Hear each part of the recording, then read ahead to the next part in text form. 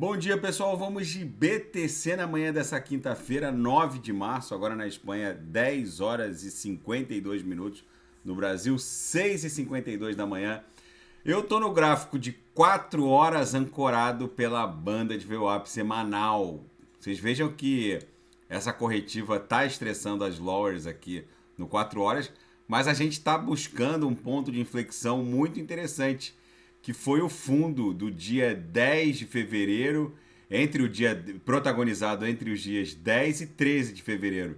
13 de fevereiro a gente bateu na mínima 21.351. Nessa madrugada até agora, de 8 para 9 de março, hoje a gente bateu 21.580. A gente está meio que fazendo um fundo duplo aqui com essa agulhada aqui do dia 13 de fevereiro. Pode ser que esse fundo seja respeitado, pode ser que não, mas com certeza, mesmo que esse fundo seja perdido, que eu acredito que não vai acontecer, isso aqui tá com cara de que vai ficar meio assim, ó, o negócio.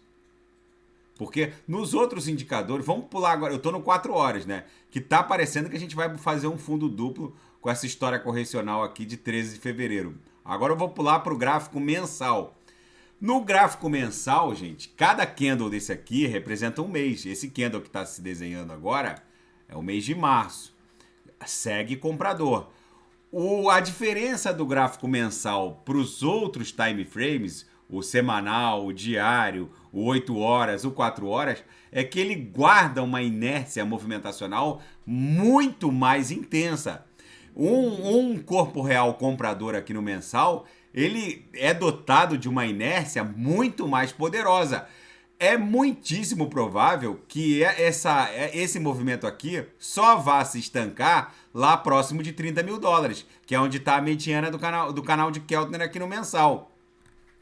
É óbvio que essa intercorrência aqui, que a gente está passando agora, que é justamente depois daquele topo do candle mensal de fevereiro, onde a gente bateu 25.250, agora é normal, durante o desenho do candle comprador mensal do mês de março, a gente ter essa intercorrência de eventualmente até engolfar, como a gente está engolfando. Mas a inércia desse movimento, vocês vejam que a última vez que aqui vou botar agora no histograma no MACD, a última vez que no mensal a gente migrou para a banda superior da métrica, olha onde a BTC foi parar.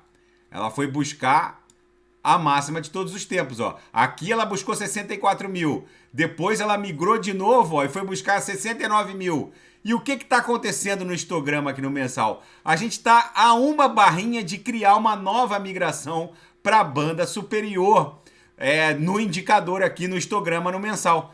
Quando isso acontecer, vocês podem ter certeza que a BTC vai para explorar esse patamar aqui da máxima de todos os tempos. Então a gente tem que ter um olho no time frame mais arisco, que é o 4 horas, o diário, mas a gente não pode perder de vista também esses time frames mais longos. No intraday, a BTC tá um reloginho. Nesse momento, a gente tá estressando as lowers. Agora, a gente chegou a dar uma agulhada há poucos minutos atrás para 21.585.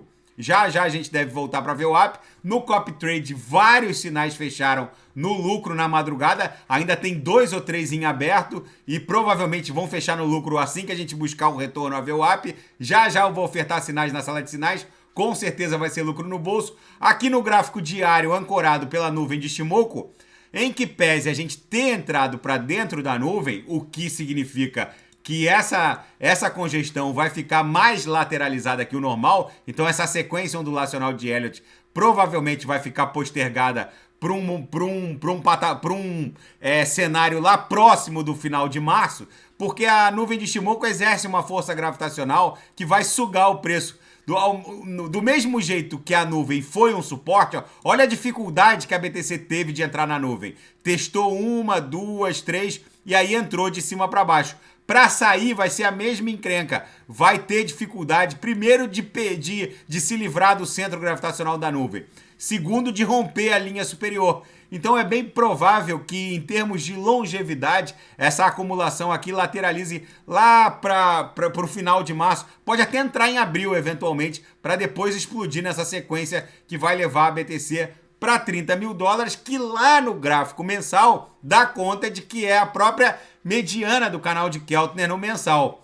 Na seara fática, uma audiência que aconteceu ontem num tribunal norte-americano entre a Grayscale, aquela que quer lançar um ETF de Bitcoin no mercado spot, versus SEC, a CVM norte-americana, deixou o juiz, essa audiência deixou os juízes intrigados.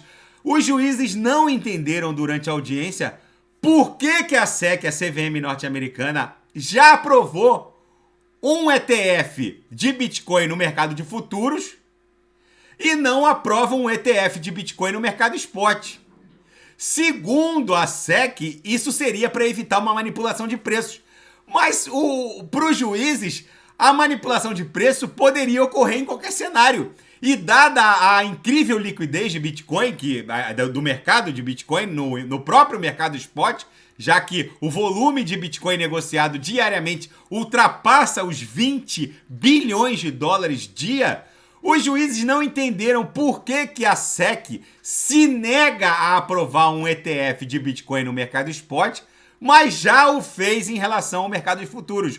Gente, se a Grayscale ganhar esse processo, vai criar um precedente. Primeiro que ela vai abrir um ETF no mercado spot.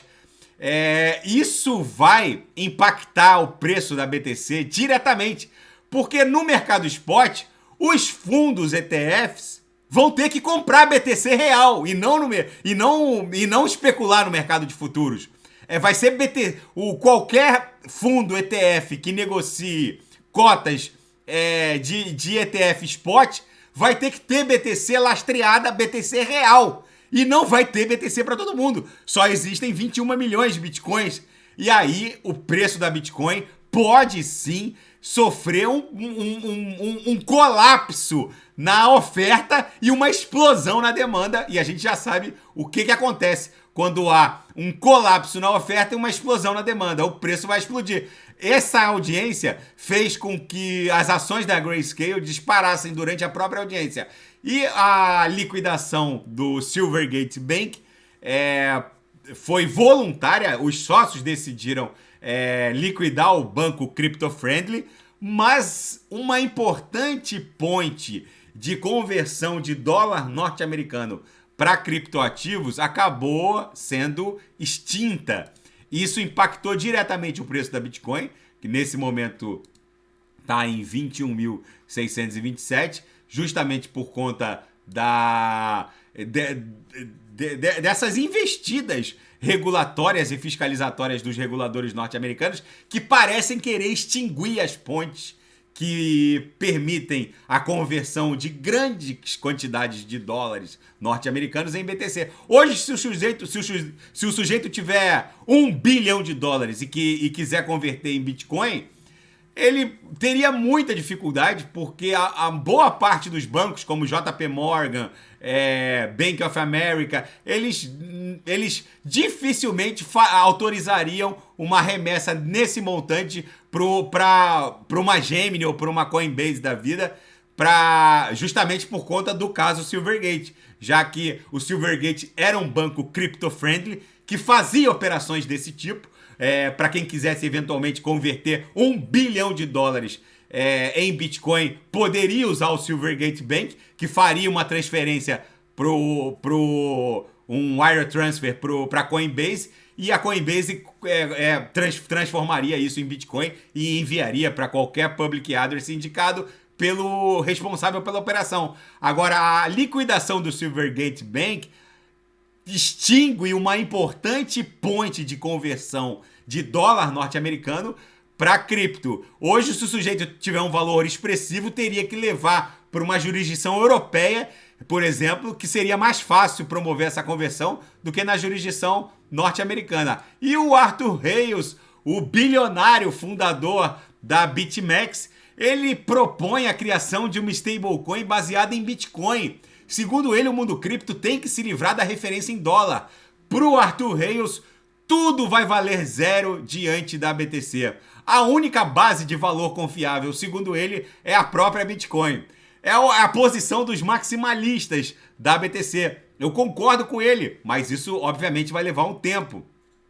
E na seara geopolítica e finanças internacionais, o plano de 52 bilhões de dólares dos norte-americanos de produzirem semicondutores em território americano está enfrentando uma brutal escassez de mão de obra. Existe uma corrida maluca nesse momento se desdobrando entre China, Estados Unidos e Europa para liderar a produção de semicondutores, que são chips de computador de até 5 nanômetros. Os Estados Unidos agora estão liderando um esforço bipartidário para colocar os Estados Unidos da América na vanguarda dessa tecnologia. Hoje, Taiwan, através da sua gigante TCMC, né, Taiwan Microchip Corporation o maior expoente na produção de semicondutores de até 5 nanômetros. A gigante TMC de Taiwan tem uma rival europeia, a ASML holandesa, que produz a litografia para a indústria de semicondutores.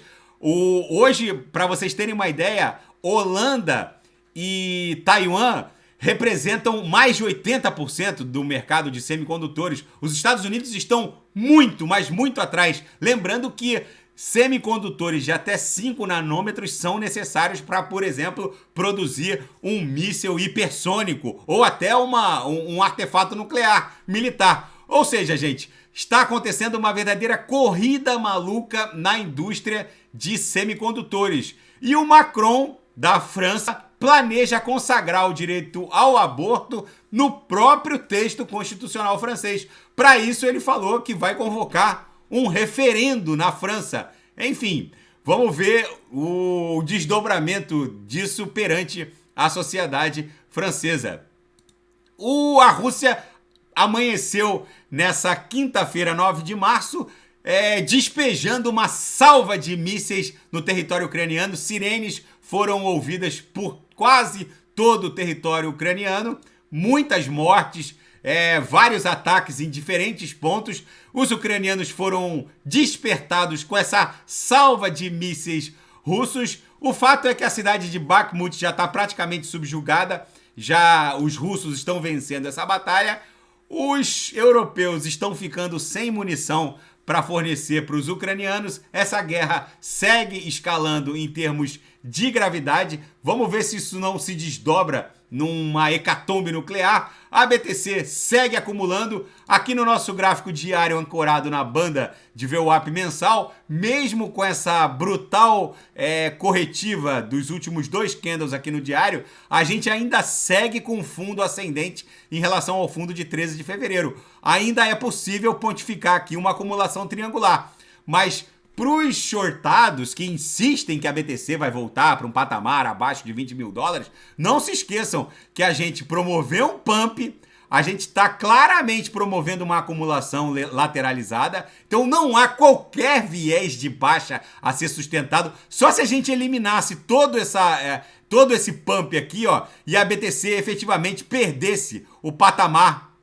inicial dessa congestão que levou ela para 25.250. Ou seja, não tem como negar que isso aqui é uma clara lateralização de acumulação e que deve continuar o seu desdobramento impulsivo. Daqui a pouco eu volto com ADA, XRP, Shiba Inu, e quem quiser sugerir alguma análise é só colocar nas mensagens abaixo. Grande abraço, até daqui a pouco.